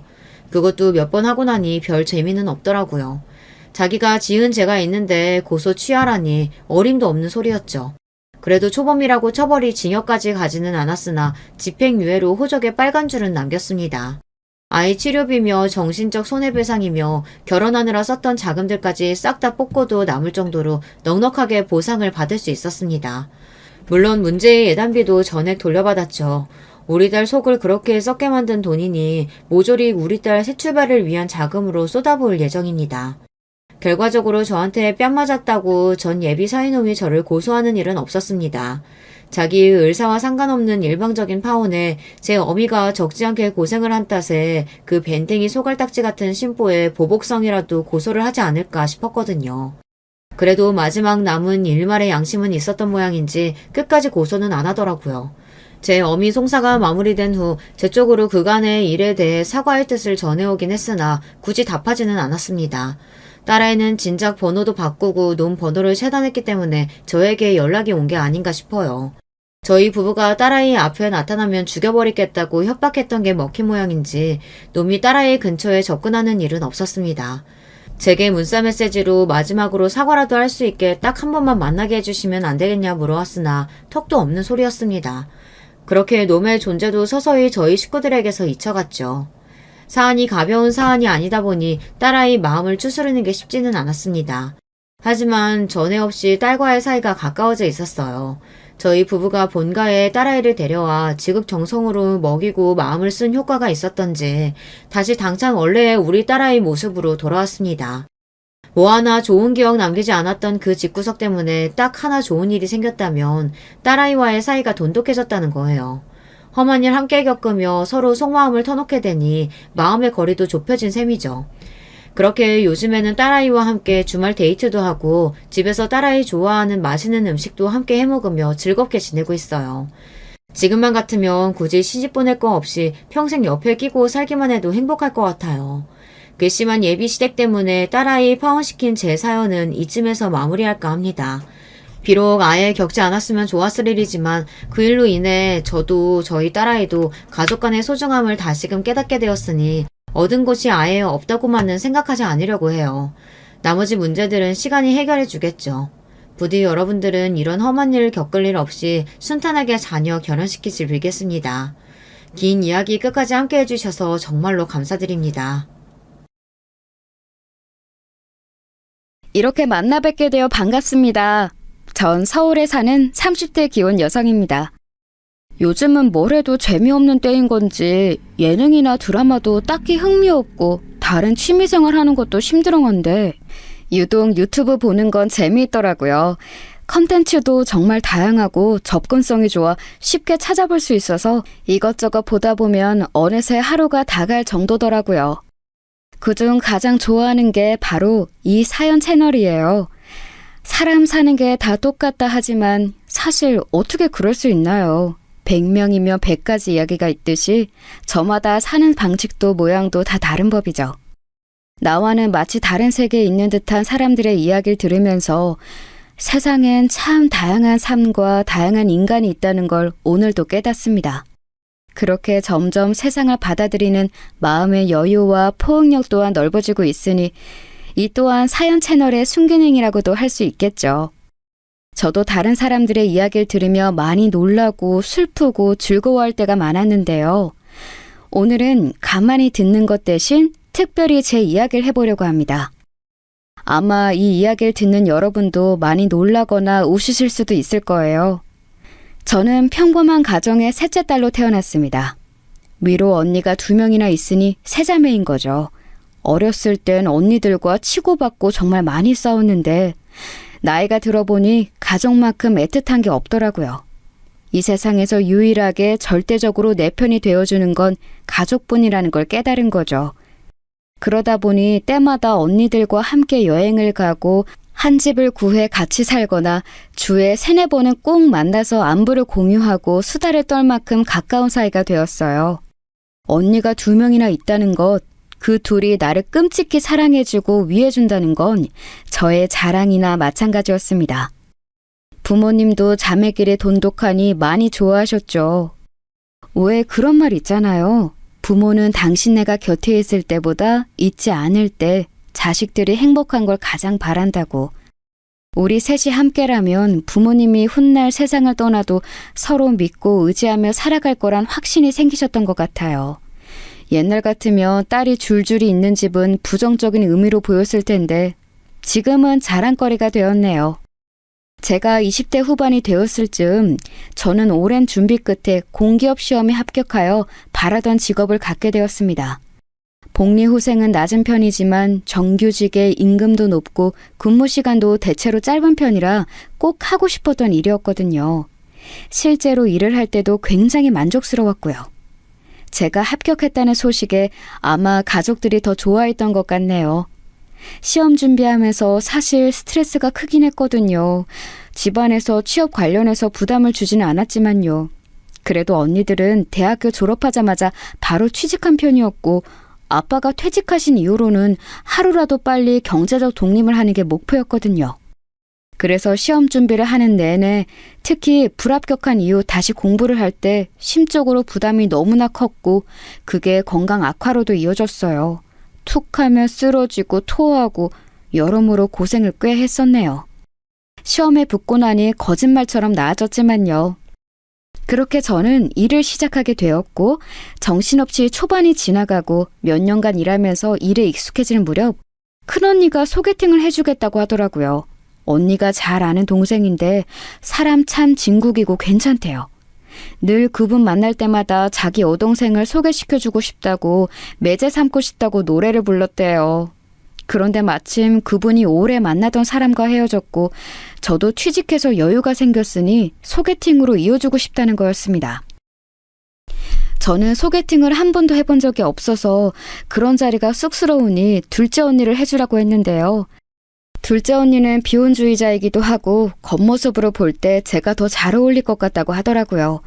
저는 잠시 고민했지만 결국 알겠다고 답했습니다. 그렇게 소개팅 날이 되고 그분과 저는 조용한 카페에서 둘이 만나게 되었어요. 언니 말이 정말 맞긴 했습니다. 겉보기에는 말끔히 잘생겼고 사람 자체도 진중하고 어른스러워 보였어요. 말도 나긋나긋하게 잘하고요. 그런데 중요한 건 제 스타일이 아니더라고요. 제가 뚜렷한 스타일을 원하는 건 아니지만 그래도 진지한 것보다는 유쾌한 게 좋았거든요. 그런데 워낙 차분하시다 보니 함께하는 시간이 지루하게만 느껴졌습니다. 빨리 이 자리가 끝나길 바라면서 적당히 호응해주고 있는데 갑자기 모르는 남자가 웃으며 다가오더라고요. 알고 보니 그분의 친한 친구였어요. 모르는 사람을 둘이나 앞에 둔 게 어색하고 민망스러워서 저는 고개 숙여 차만 마셨고요. 그렇게 소개팅이 끝나고 집으로 향했는데 큰언니가 다가와서는 진지하게 갑자기 오늘 무슨 일이 있었냐고 묻더라고요. 별일 없었다. 그런데 잘 맞지는 않을 것 같다고 말했는데 큰언니가 웃더라고요. 그러면서 하는 말이 그 동생으로부터 전화가 왔는데 저와의 인연을 정중히 거절했다고 하더군요. 그런데 웃긴 건 본인보다 더 잘 맞을 것 같은 사람이 있는데 그 사람을 소개시켜줘도 괜찮겠냐고 물었대요. 웃기지 않나요? 그분도 저를 오늘 처음 봤는데 어떻게 더 잘 맞는 사람을 소개시켜준다는 거지. 그런데 뒤이어 덧붙이는 말이 아까 중간에 그분에게 다가왔던 그 친구와 맺어주고 싶다 했다는 겁니다. 놀랍기도 했고 뭔가 찜찜하기도 하고 또 얼떨떨했어요. 뭐지? 왜 이렇게 되는 거지? 싶어서요. 평소에 저 같으면 됐다고 거절했을 텐데 그때는 이상하게 한번 만나보고 싶더라고요. 잠깐 스쳐가면서 본 사람이지만 왠지 밝고 쾌활한 사람 같았거든요. 제가 알겠다고 하자 큰언니도 놀랐지만 뭔가 다른 낌새가 있다는 걸 눈치채고는 좋아하더군요. 어쨌든 그 친구분과 저는 두 번째 소개팅을 하게 되었습니다. 그런데 그 자리에서 알게 된 건데 사실 그 친구분이 저를 처음 보고 무척 마음에 들어했던 거였어요. 하필 소개팅 자리라고 해서 아쉽다라고 생각하면서 자신의 친구를 떠봤는데 마침 잘 안 맞는 것 같다, 잘 안 될 것 같다고 답했다는 겁니다. 그 말에 희망이 생겨서 곧바로 그럼 자기가 만나봐도 괜찮겠냐고 물었대요. 그렇게 물어본 친구분도 그걸 또 좋다고 언니한테 연락한 그 소개팅 남자분도 참 대단한 사람 같았습니다. 그렇게 요상하게 시작된 인연은 운명이었던 건지 이내 연인의 사이로 이어지게 되었습니다. 연애할 당시엔 별다른 문제가 없었어요. 4년 동안 봐왔던 남자친구는 처음 느꼈던 그대로 유쾌했고 쾌활했고 재밌는 사람이었거든요. 함께 있으면 즐겁고 시간 가는 줄 모르게 만드는 그런 사람이요. 그런데 딱 하나가 문제가 있다면 바로 가족관계였던 거죠. 남자친구에겐 위로 형이 2명 있었습니다. 왠지 신기하죠? 저희는 3자매인데 거기는 3형제더라고요. 저도 형제 중 막내, 남자친구도 막내고요. 남자친구도 저희 집처럼 꽤나 돈독한 사이 같았어요. 형들이 결혼한 이후부터는 잘 못 갔지만 때마다 형제끼리 여행을 갔었다고 하더라고요. 저희도 부모님 모시고 가거나 셋이 갈 때도 많았거든요. 마치 데칼코마니처럼 가정 환경이 비슷해서 신기하기도 하고 놀랐었죠. 그러던 어느 날 남자친구가 형네 부부와 함께 여행을 가자고 하더군요. 첫째 형과 둘째 형 모두 결혼하신 지 2년이 넘었어요. 장수 커플이라고 해도 저희만 결혼 안 한 사이니 어쩐지 좀 부담이 됐습니다. 그런데 남자친구는 형네 부부가 꼭 함께 하자고 했다며 형들은 자기보다 2-3살 정도밖에 차이 안 나서 세대도 비슷하니 별일 없을 거라고 합니다. 그러면서 형수들도 고지식하거나 싫은 소리 하는 사람들이 아니니 부담 갖지 말라고 하더군요. 그렇지만 전에 듣자 하니 남자친구는 형수들과 만난 게 몇 년 동안 2-3번밖에 없었다는데 말이에요. 뭘 믿고 그렇게 안심하라는 건지 모르겠더라고요. 결혼하기 전까진 절대 그 가족들을 만나면 안 된다고 언니들이 신신당부했거든요. 사람 일은 어떻게 될지 모르는 거고 괜히 확실치 않은 관계에서 아는 얼굴은 많이 만들어봤자 좋을 거 없다고요. 하지만 전 결국 남자친구의 꾀임에 넘어가게 됐습니다. 사실 남자친구와 결혼을 전제로 만나고 있기도 했고 그 집 식구들은 미리 만나보고 가족 분위기를 파악하는 것도 좋겠다 싶었어요. 그렇게 실제로 여행을 가서 만나게 된 남자친구의 가족들은 말로 딱 형용할 수 없지만 뭐라 해야 하나? 비범한 느낌이었습니다. 남자친구의 집안은 꽤나 잘 사는 편이란 걸 알고 있긴 했어요. 부모님도 형들도 전부 다 사업을 하고 있다고 했거든요. 다행히도 어려운 고비 없이 순탄하게 잘 해내고 있다고 했으니 그래도 사업적으로 성공을 한 상태겠죠. 그런데 유일하게 남자친구만 일반 회사원인 거죠. 그래서 알게 모르게 남자친구는 그 안에서 소외되는 분위기였고 남자친구도 그걸 알고 있다는 겁니다. 알지만 어쩔 수 없는 일이라 뭐라 할 수는 없다기에 그 말도 맞는 것 같아서 그냥 듣고만 있었죠. 그 이야기를 들으면서 좀 느껴지는 그런 기운이 있잖아요. 가족 내에서 남자친구의 위치가 낮은, 인정받지 못하는 것 같다는 생각이 들더라고요. 그렇게 쌓여간 추측을 눈앞에서 확인하게 된 게 바로 그 여행이었습니다. 처음 남자친구의 형들과 형수들을 만났을 때 느낀 첫인상은 심상치 않다는 거였습니다. 가만히 서서 그저 악수를 하는데도 알 수 없는 포스가 느껴지더라고요. 호락호락하지 않겠다는 느낌? 그런 거 있죠. 아무리 처음 본 사람들이라고 하지만 그래도 놀러간 자리니까 어려울 거 없다고 생각했거든요. 그런데 제가 생각한 그런 분위기가 아니더라고요. 마치 청문회 같기도 하고 회사에서 온 나들이 같기도 하고 첫째 형으로부터 둘째 형, 남자친구로 이어지는 조그마한 계급 사회를 보는 것 같았습니다. 그도 그럴 게 형들이 엄청 고지식하고 강압적인 겁니다. 남자친구가 막내라는 이유로 말만 하면 어린 네가 뭘 알아? 네가 잘 몰라서 그러는데 라는 말을 기본적으로 깔고 가더라고요. 고작 2~3살 차이 나는데 말이에요. 그 모습을 보며 아, 이래서 날 데리고 오라는 형들이 하는 말을 거절하진 못했던 거구나 싶었습니다. 자매만 있는 것과는 분위기가 완전 딴판이더라고요. 게다가 다들 사업하는 분이어서 그런 건지 그냥 성향 자체가 그런 건지 좀 사장님 마인드가 강하기도 했어요. 정말 손 하나 까딱 안 하면서 이거 해라 저거 해라 자꾸 시키는 겁니다. 펜션 잡고 야외 테이블에서 고기를 구워 먹는 거였는데 정말 저랑 남자친구가 장 보는 것부터 시작해서 상 차리고 고기 굽는 것까지 다 했습니다. 저는 오늘 처음 만나는 사람이었는데도 말이죠. 형수들은 둘이 딱 붙어 앉아서 야외에서 고기 굽는 건 잘 안 해봐서 모르겠다. 일하는 사람이 보통 해주는데 이런 데는 그런 거 없냐 같은 소리나 하고 있더라고요. 나중에 다 먹고 나서 치울 때도 다들 손 하나 깜짝 안 하고 앉아있기에 남자친구에게 눈치를 줬습니다. 끝까지 이럴 거냐고. 그제서야 남자친구도 더는 안 되겠는지 머쓱하게 웃으면서 저희가 설거지 할 테니 다 같이 그릇만이라도 옮겨달라 부탁하더라고요. 아, 누가 보면 우리 집 집들이라도 하는 줄 알았겠네요. 그날 정말 많은 이야기를 했는데 기억나는 게 별로 없네요. 제가 새로운 사람이어서 그런 건지 식구가 될 사람이라고 생각해서 그런 건지 잘은 모르겠지만 정말 길고 구체적으로 본인들의 이야기를 많이 했거든요. 그러다 보니 알 거 모를 거 다 듣게 됐죠. 대충 기억나는 건 그런 거였습니다.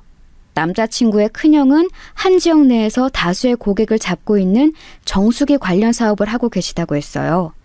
고객 유치도 꽤 많이 했고 이제는 한 달 동안 며칠만 일해도 큰 고정 수입이 들어올 정도라 하더라고요. 첫째 형수는 갤러리를 운영하고 있다고 했고요. 둘째 형은 형수와 함께 다이어트 보조제 사업을 하고 있다고 했습니다. 처음 알았는데 둘째 형수가 인플루언서 같은 거라고 하더라고요. 그 있잖아요. 연예인이나 방송일을 하는 사람은 아닌데 SNS나 인터넷에서 사람들이 관심을 가지고 따르는 유명 인사 같은 거요. 사람들이 많이 보는 본인 SNS에서 보조제 같은 건 팔면 하루에 몇백만 원 버는 건 우습다는 겁니다. 인터넷으로나 봤던 사람들이 실제로 이렇게 가까이 있다니 왠지 신기하더라고요. 그런데 어떻게 또 첫째 형수, 둘째 형수 두 분의 분위기가 비슷한 것 같았습니다. 듣자 하니 첫째 형수는 전형적으로 잘 사는 집안의 가방끈이 긴 사람이었고 둘째 형수는 저보다 1살 많았는데 익히 듣던 대치동 키즈였더라고요. 그거에 대한 자부심이 큰 편이었고요. 두 사람은 말수가 많지 않았지만 한마디를 할 때마다 우아함과 세련됨을 보여주려고 하는 것 같았습니다. 한마디로 좀 상대를 얕보면서 스스로 있어 보이는 느낌을 내려고 하는 것 같다 해야 할까요? 제가 일부러 부정적으로 말하려는 건 아니에요. 대화를 몇 마디만 해봐도 알 수 있는 사실이었거든요. 난 솔직히 갤러리 하면서 답답할 때가 많아. 요즘 화가들은 그림 같지도 않은 그림을 그리면서 어디서 못된 것만 주워듣고 오는 거 있지? 협상의 기술을 잘못 배운 건지 고개만 뻣뻣하게 쳐들고선 말이야. 그렇게 교양머리 없는 애들이랑은 상종을 하기 싫어. 어느 집안 앞에서 난척하는 건지 원. 형님, 그거 다 어디 지방 출신이거나 조그만 대학원 하나 나왔다고 유세 떠는 애들이에요. 어렸을 때 인성교육이 안 됐으니까 나 살던 강남구나 서초구만 가봐도 얼마나 애들 교육에 열심인데 그렇게 배워온 애들이 나중에 가도 사람 구실하며 산다니까. 걸핏하면 출신, 강남구, 부자, 지위, 꾸밈 이야기와 그놈의 돈 하는 이야기들이 정말로 전부 다 그런 이야기밖에 없더라고요. 저는 그런 거에 관심 없기도 하고 잘 몰라서 그냥 네네만 하고 있었어요. 그러자 그 형수들이 아무 말 없는 저를 유심히 지켜보더니 저에게 한 가지 묻더군요. 유미 씨, 우리 집에 제사 있는 거 알죠? 요즘 같은 세상에 휴일에 놀러 가지 않고 귀찮게끔 뭔 제사를 지내나 싶지만 어머님이 그 부분에 대해선 꽤나 완강하시거든요. 지금까지는 저희도 며느리 목 다 하려고 맞춰드렸는데 유미 씨도 그런 거 괜찮나 싶어서요.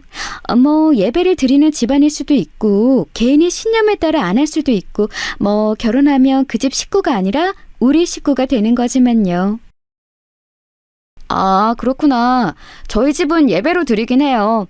아직은 결혼을 이야기하는 단계까지는 아니라서 확실히는 모르겠지만 상황에 따라 어떻게 할지 조금 더 생각해 봐야겠네요. 그래도 두 분이 계셔서 많이 배우고 잘 따르면 되니까 걱정은 없겠어요. 많이 배우겠다는 게 잘못된 대답이었던 걸까요? 제가 대답을 잘못한 건지 두 분의 표정이 별로 좋지는 않더라고요. 그 후 언젠가부터 저에게 말을 걸지 않고 둘이서만 속닥거리며 이야기하기 시작했습니다. 두 분이 함께 있기에 제가 다가가서 무슨 이야기하세요? 라고 물으면 유미 씨는 잘 모르는 급의 이야기예요. 재테크 관련한 담론이거든요. 이라며 쏘아붙이는데 뭐 대단한 이야기라고 수다거리에도 급을 나누나 싶었네요. 앞에선 싸우기 싫어서 함구하고 있었지만 그날 정말 속으로 욕 많이 하게 되더라고요. 그렇게 어찌저찌 정신없이 이틀을 보내고 집으로 돌아가는 길 정말로 남자친구에게 크게 화를 냈어요. 나를 시녀 노릇하게 하려고 데려왔냐. 형들이랑 형수들이 저런 걸 알면 날 안 만나게 했어야지. 힘없다고 시키는 대로 데려간 거냐. 뭐 저런 사람들이 있냐 등등. 남자친구는 시종일관 미안하다고 사과하고요. 정말 미안해. 솔직히 말하자면 난 옛날부터 많이 참으며 살아왔고 그게 습관이 되어버렸거든. 원래부터 형들은 늘 저렇게 이기적이고 강압적인 태도였는데 그러다 보니 자연스럽게 저러면 안 된다는 걸 나조차 잊고 있었나 봐. 나한테는 어릴 때부터 높은 형들이라서 저러는 거 익숙하지만 그래도 유미 너한테는 잘할 줄 알았어. 형수들도 겉으로 좀 차갑지만 그래도 큰 형수 작은 형수 두 분이 잘 지내는 거 보면 너한테도 살갑게 대할 줄 알았고 그래서 나도 많이 놀라고 당황스럽더라. 이런 걸 보여서 정말 미안해. 화가 머리 끝까지 났지만 남자친구가 진심으로 사과하면서 사정을 설명하니 또 어느 정도는 이해가 되더라고요. 저런 집안의 막내로 크면서 얼마나 힘들었을까 하고요. 물론 그렇다고 해서 제가 겪은 수모가 사라지지는 않지만요. 집에 돌아가서 언니들한테 이틀 동안 있었던 일을 말하니 길길이 화를 냈습니다. 뭐 그런 막대먹은 집안이 있냐면서요. 만약 결혼이라도 하면 고생길 알고 자처하는 거니까 꿈도 꾸지 말라고 하더군요. 맞아요. 아무리 엮이지 않게 조심한다고 해도 한 가족이 되는 건데 그런 사람들과 한 가족이 되는 게 저 스스로도 정말 창피할 것 같더라고요. 그래서 그날 이후로 결혼에 대한 생각은 많이 사라지게 됐어요. 그런데 저의 이런 심적 변화를 느낀 건지 그날의 사건이 너무나 미안했던 건지 남자친구가 저에게 물심양면으로 잘해주기 시작했습니다. 원래도 다정한 사람이라 잘해주긴 했거든요. 그런데 이젠 정말 떠받들 듯 잘 대해주면서 앞으로 살아가며 부족한 점을 고쳐나가겠다고 미래 이야기를 수시로 하더라고요.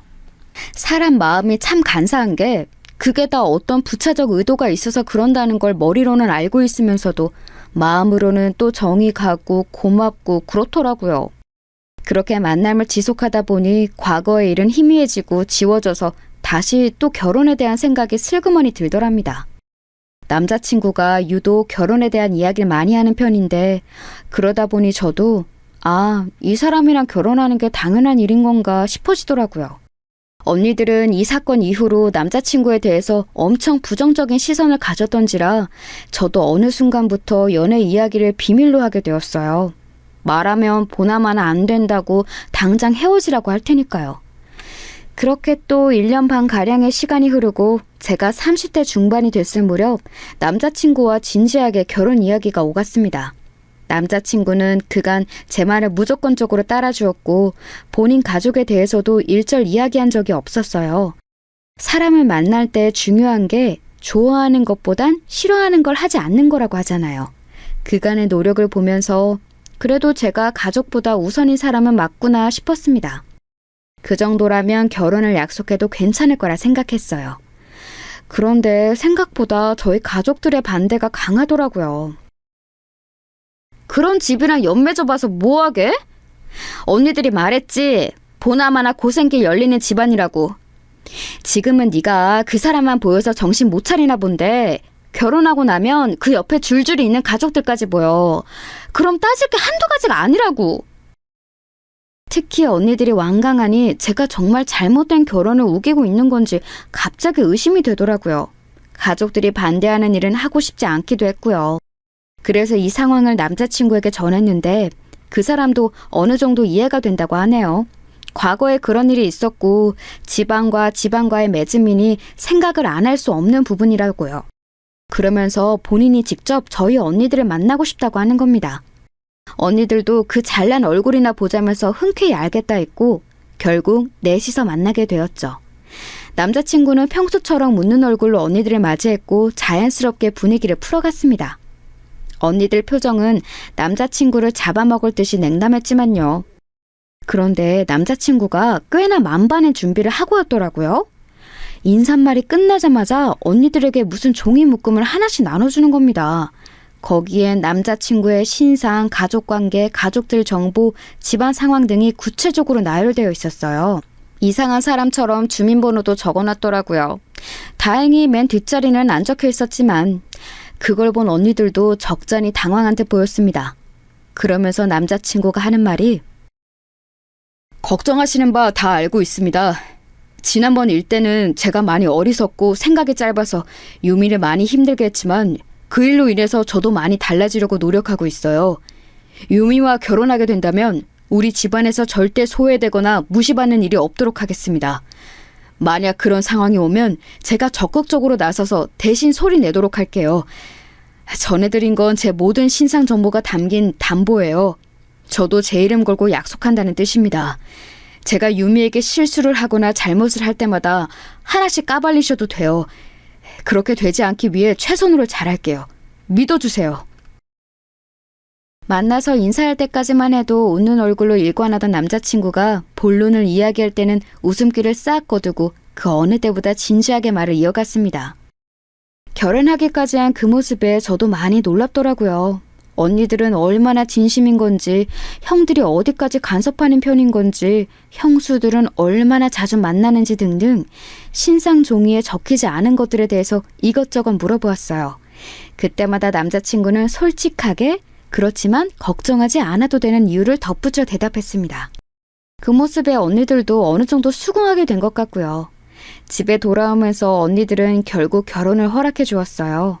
직접 만나보니 그래도 괜찮은 사람 같고 미래에 대한 생각도 뚜렷한 것 같다고요. 다만 시댁 문제는 남자친구의 의지대로 움직일 수 없는 문제기에 여전히 걱정된다고도 했죠. 저도 물론 그렇지만 어쨌든 남자친구를 믿어보고 나아가 보기로 했습니다. 상견례를 하기로 한 날이었어요. 결혼한 분들은 아시죠? 상견례 날 얼마나 떨리고 긴장되는지. 양가 선물도 신경 써서 준비하고 음식점도 지역 내에서 가장 괜찮다고 소문난 곳으로 예약해서 준비했죠. 그런데 그날 그 자리는 분명 그쪽 부모님과 우리 쪽 부모님만 모시고 6명이서 소박하게 진행하기로 했었거든요. 그런데 갑자기 당일 식사하고 있는 가게에 형수 2명이 마침 식사하러 왔는데 보았다며 자리에 합석하겠다는 겁니다. 어떻게 이런 우연이 있지? 오랜만이에요, 유미씨. 이렇게 된 거 같이 식사해요. 우리도 가족인데 뭐 어때? 괜찮죠, 어머님, 아버님?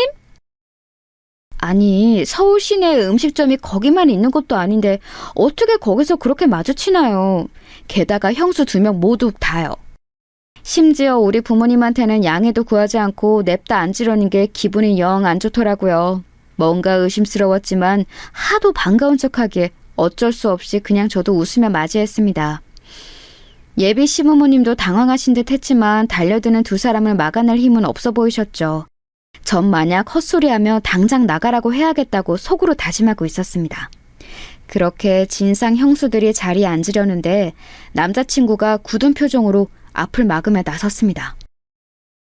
오늘은 상견례 자리예요. 형수님, 양가 부모님과 함께 식사하는 자리니 형수님들과는 다음번에 자리를 마련할게요. 딱 잘라서 거절하는데 제가 알던 사람이 아닌 줄 알았네요. 그렇게 단호히 말하니 그 드세던 형수들도 아무 말 못하더라고요. 그래도 전에 했던 말이 거짓은 아니었다는 걸 확인하게 돼서 내심 뿌듯했습니다.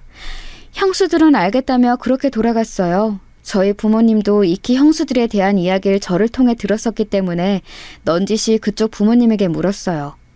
원래 저렇게 다들 가까운 사이시냐고요. 그랬더니 어머님이 말씀하시길 원래는 전혀 그렇지 않았다며 결혼 초반에는 큰 형수, 작은 형수 둘이 만날 때마다 지지고 볶고 싸웠대요.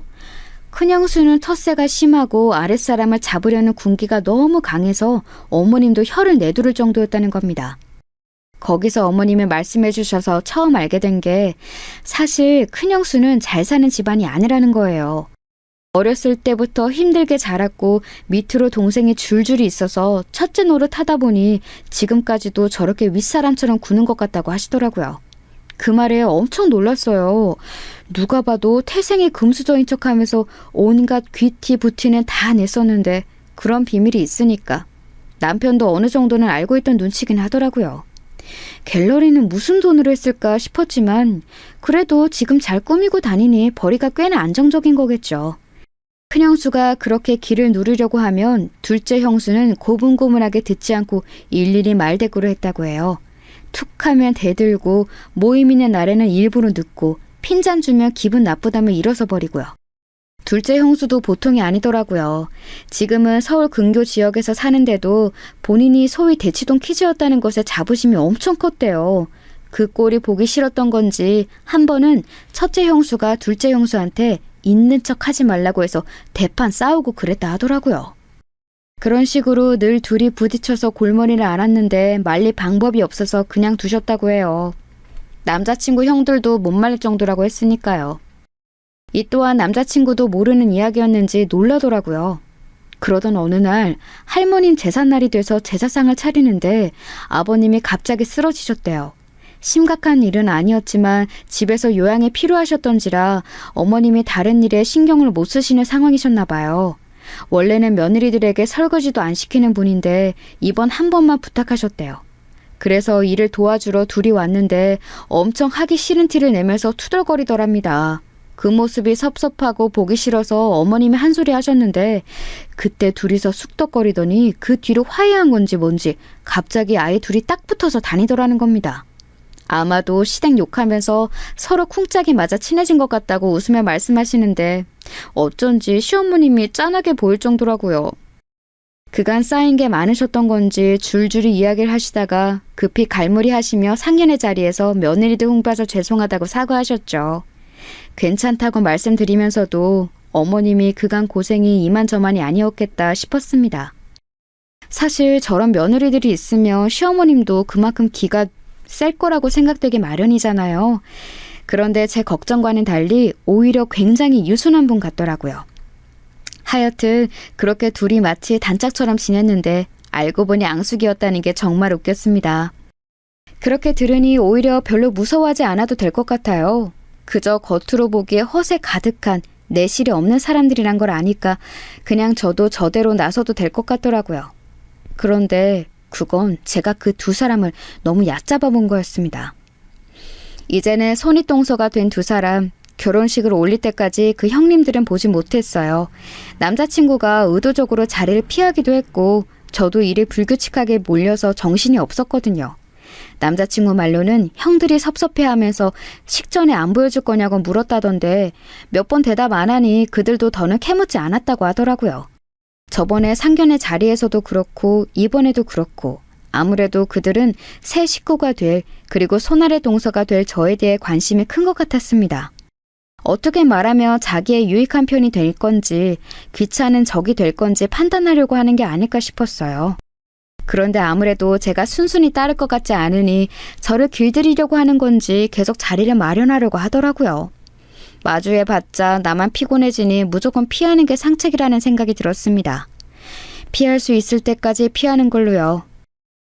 그렇게 식을 치르고 어찌저찌 바쁜 신혼여행까지 다녀온 후였어요. 결혼하고 시댁에서 처음으로 다 같이 모이는 자리가 생겼습니다. 사실 정말 가기 싫었고 걱정도 태산이었거든요. 그간 피해 다녔다는 걸 그들도 알 텐데 또 뭐라고 궁시렁댈지 벌써부터 눈에 보이는 것 같아서요. 그런데 마침 너무나 시기적절하게 제가 코로나에 걸린 거예요. 아무래도 신혼여행 끝즈음에 옮은 것 같은데 모임 이틀 전날부터 증상이 나타나서 결국 식사 자리엔 저와 격리하고 있던 남편만 가게 되었죠. 핑계가 아니라 정말 아팠기 때문에 떳떳했어요. 전 물론 시댁 부모님께는 너무나 죄송스러워서 전화로 연락드린 뒤 사과드렸지만 사실은 어찌나 행복하던지 열도 많이 나고 증상 때문에 살도 쏙 빠졌는데 하나도 힘들지 않았답니다. 그 뒤로 시댁을 찾아뵈었을 땐 다행히도 시어머님과 시아버님만 계셔서 무난하게 넘어갈 수 있었죠. 하지만 영원히 피할 수 있는 일은 없네요. 가족끼리 모이는 자리는 왜 이렇게 많은 건지 식을 올린 후 그로부터 2달 뒤 할아버님 제사가 있던 겁니다. 시어머님은 듣던 대로 제사에 대해서 고집이 있는 분이셨어요. 어떠한 상황이라도 본인 손으로 꼭 준비해야 한다고 생각하셨고 정석대로 갖춰서 상을 차리려고 하셨죠. 가끔 보다 보면 제기가 엄청 많고 음식도 으리으리하게 차려질 제사상 있잖아요. 시어머님이 말씀하신 게 바로 딱 그 정도의 규모였습니다. 그걸 매번 혼자서 상을 차리셨다니 정말 대단하신 분 같았어요. 큰형님은 본인들이 그간 제사 음식 차리는 걸 도왔다고 하지만 전에 듣자 하니 그것도 딱 2번 정도였다고 하더라고요.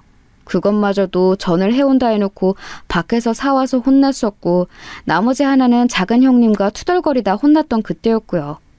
그래도 시집와서 첫 번째로 맞이하는 제사이기도 했고 어머님께 그간 죄송한 것도 있어서 제대로 도와드려야겠다 싶었습니다.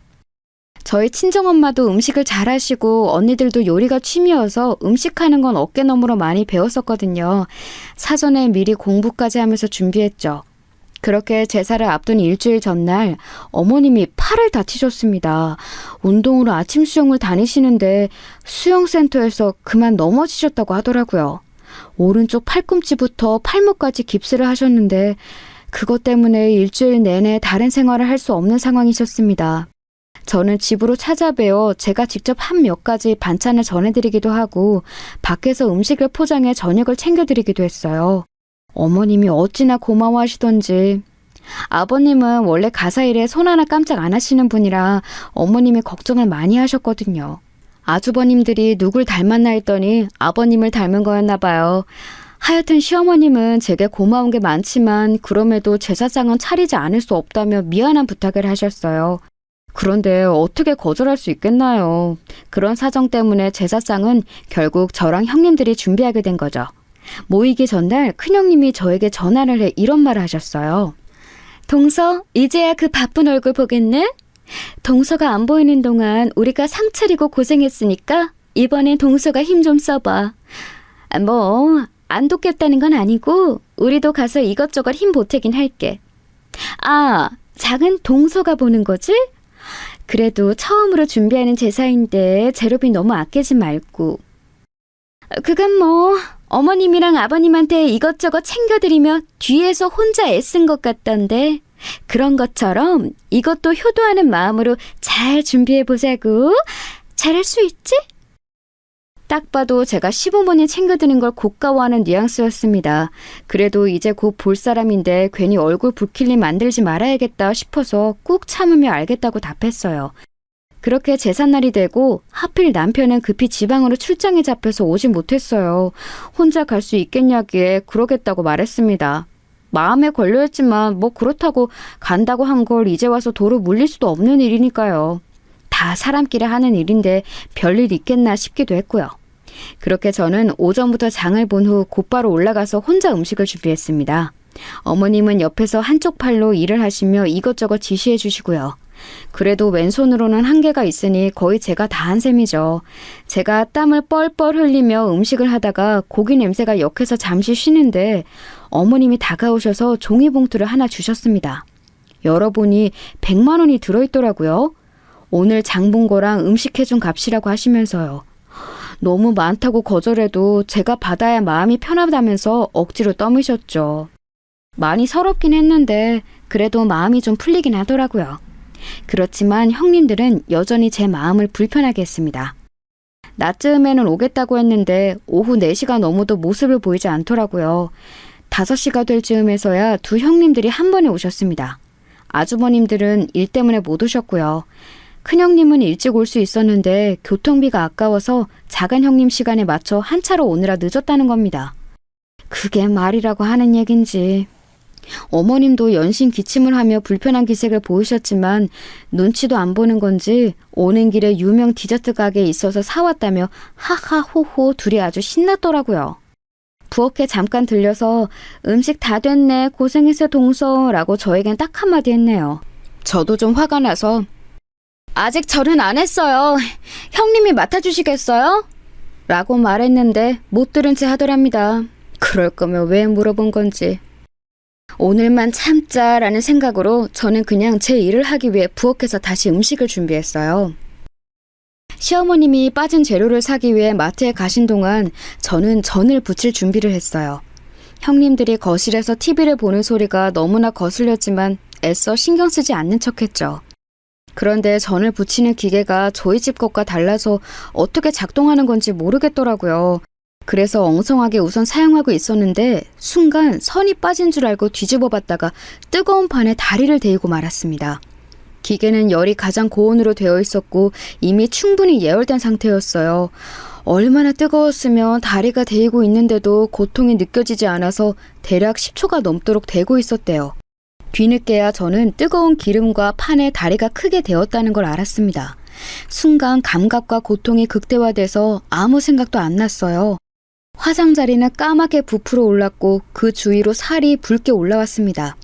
그제서야 제가 악 하고 소리를 질렀는데 형님들은 저를 보는 둥 마는 둥 하더라고요. 핸드폰이 어디 있는지 보이지도 않고 걷기도 어려웠던 저는 급히 형님을 불렀습니다. 형님, 저 화상을 입었는데 상태가 너무 안 좋아요. 119에 연락 좀 해주세요. 크게 되었으니까 빨리 좀 부탁드려요. 라고 말했습니다. 그러자 큰형님과 작은형님이 저를 힐끗 보더니 이러는 겁니다. 그러게 조심 좀 하지. 칠실 맞기는. 혼자 음식한다고 유세 떨 때부터 알아봤어. 그러니까 화상이 뭐 대수라고 119까지 불러. 그냥 찬물로 좀 닦아내면 되지. 곱게 자란 것도 아니면서 왜 유난이야? 지금 이게 장난처럼 보이세요? 사람이 다쳤다고요. 지금 걷기가 힘드니까 신고만이라도 해주세요. 빨리 부탁드릴게요. 알았어, 알았다고. 여기 먹던 커피는 다 먹고 119 불러줄게. 기다려. 사람이 다쳤다는데 어떻게 이럴 수 있나요? 결국 저는 핸드폰을 찾기 위해 상을 짚고 일어나 방으로 기다시피 해서 갔습니다. 그런데 방에도 핸드폰이 안 보이는 거예요. 보니까 어머님이 마트에 가실 때 아무래도 제 폰을 착각해서 가져가신 것 같더라고요. 어머님 폰을 발견했지만 배터리가 없는지 꺼져 있었고요. 급한 대로 앞에 보이는 형님의 핸드폰을 잡았는데 그마저도 뺏어가더라고요. 그러면서 말하길 어머, 지금 누굴 걸 함부로 만지는 거야? 못 배워 먹어도 한참 못 배웠네. 동서, 아까 형님 말씀 못 들었어? 이것만 다 마시고 전화해준다 했잖아. 동서가 참아. 아주 큰 병선 앞신 것 같으니까. 그러게 우리한테 잘 좀 하지. 어머님 말고 우리한테 잘 보이려고 했으면 이런 험한 꼴까진 안 보잖아. 가족끼리 피하고 무시하고 그러면 못 써. 막내 동서, 우리가 얼마나 잘해주려고 했는데 그 속내도 모르고. 그제서야 큰형님은 폰을 들어 신고를 했습니다. 제가 다치고 나서 15분가량이 흐른 뒤였죠. 저는 다시 화장실로 가서 찬물을 약하게 틀어 상처 부위에 댔습니다. 맨달이어서 화상의 정도가 심했고 분명 흉터가 크게 남을 정도로 컸죠. 하필 퇴근 시간과 겹쳐서 119가 늦게 도착했습니다. 저는 들것에 들려서 병원으로 향했습니다. 3도 화상이었고 보통 기름에는 2도 화상 정도 있는데 저는 훨씬 더 심각한 정도라고 했습니다. 피부 이식 수술까지 받아야 했고 제대로 치료하지 않으면 심한 후유증이 남을 거라고 했어요. 한시라도 빨리 응급처치를 해야 하는데 시간이 어느 정도 지난 것도 문제였죠. 너무나 절망적이었습니다. 하필 다리에 평생 남을 흉터가 생길 거라니. 고통도 고통이었지만 당시 형님들의 태도 때문에 우라가 치밀어 올랐어요. 인간이 어떻게 그럴 수 있나요? 그날 그때를 생각하면 도저히 잠이 오지 않을 정도였습니다. 저는 남편과 시어머님에게 이 사실을 알리면서 형님들은 인간도 아니고 다신 상종하지 않겠다고 말했습니다. 어머님도 형님들의 행동에 단단히 화가 나서 크게 혼내셨다고 했어요. 하지만 그건 저에게 별로 중요치 않았어요. 분명 그 인간들은 한귀로 흘렸을 테고 제가 다친 것에 기뻐하고 있었을 테니까요. 그걸 상상하며 정말 제대로 앉아있기 힘들 정도였습니다. 당장이라도 가서 쌍욕을 하고 흠씬 두들겨 패고 싶은 심정이었거든요. 그 인간들 저에게 사과 한마디도 없었습니다. 아주버님들이 남편을 통해 전화해서 괜찮냐고 묻는 정도였죠. 결국 전 스트레스가 극에 달했는지 저는 매일 밤 악몽을 꾸었고 늘 꿈에서 누군가와 싸우는 꿈을 꾸며 계속 소리를 질렀어요. 아마도 형님들이었겠지만요. 그렇게 자주 깨어 남편을 붙잡고 얼마나 울었는지 모릅니다. 매일 두 동서를 저주했어요. 똑같이 당했으면 좋겠다고 엉엉 울면서 말했습니다. 남편은 제 말을 묵묵히 들어주고 안아주었죠. 그렇게 지옥 같은 2주가 지나고 다리 치료 때문에 병가를 내고서 집에서 쉬고 있는데 갑자기 집으로 형님들이 들이닥쳤습니다. 초인종을 마구 누르면서 당장 나오라 하더라고요. 저 사람들이 이제 대놓고 뻔뻔하게 나오기로 한 건지 아님 단체로 정신이 나간 건지 영문은 알 수 없었습니다. 그때 남편에게서 전화가 왔어요. 형수들이 찾아갔을 텐데 절대 문 열어주지 말라고요. 본인이 곧 도착하니까 조금만 참으라 하더라고요. 저는 알겠다고 하고 그냥 방 안에 있었습니다. 잠시 후 현관 앞에서 싸우는 소리가 들렸고 남편이 들어왔습니다. 곧이어 형수들도 들어왔죠. 어떻게 사방님이 그럴 수가 있어요? 하고 나서 그렇게 깽판 부려놓으면 내가 모를 줄 알았어요? 깡패야 뭐야 대체 너? 아니 나 신고한 것도 성우 씨죠? 이제 보니 우리 둘한테 작정하고 덤빈 거네. 나 이대로는 절대 못 넘어가요. 사람 잘못 건드렸어. 둘 다 안 계실 때 한 일이라 설명을 못 드린 것 같은데 그럼 이제 설득해 드릴게요. 첫 번째 큰형수. 형수 학원 차릴 때 큰형이 자금 부족하대서 제가 자금 내뒀죠? 그거 차용증도 있는데 기한 한참 지날 때까지 돈 안 갚았죠 저한테? 미술 학원 차려놓고 갤러리 하는 척하면서 꼴값 떠는 거 다 봐줬더니 가족한테 사기를 치려고 해요? 신고하세요. 나도 맞고소하고 그쪽이 무슨 짓 했는지 나도 동네반도 다 떠들 테니까. 큰형님이 한다던 갤러리는 사실 미술학원이었고 심지어 그게 남편이 자금을 대줘서 차릴 수 있었던 겁니다. 남편은 여태껏 그걸 눈 감아주고 있었던 거예요. 그런데 이번에 학원에 가서 원장 나오라고 일부러 크게 소란을 피웠고 일부러 큰형님에 대한 나쁜 소문을 낸 겁니다. 이 사실을 작은 형님도 몰랐던 건지 커다래진 눈으로 큰형님에게 묻더군요. 갤러리는 거짓말이었냐고요. 큰형님이 대답을 제대로 하지 못하고 어물쩡대자 남편이 말을 이어갔습니다.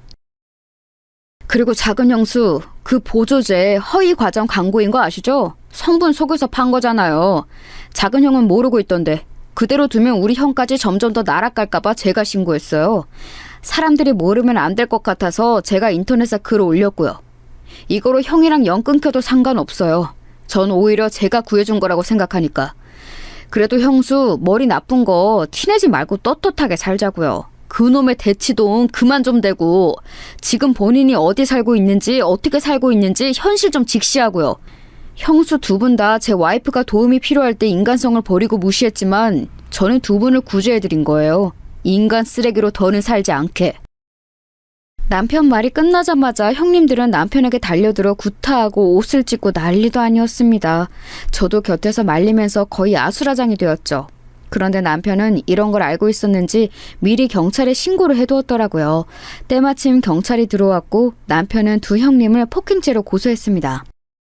남편은 제가 그 일을 당한 뒤 혼자서 복수를 준비했고 이렇게 큰일을 벌렸어요.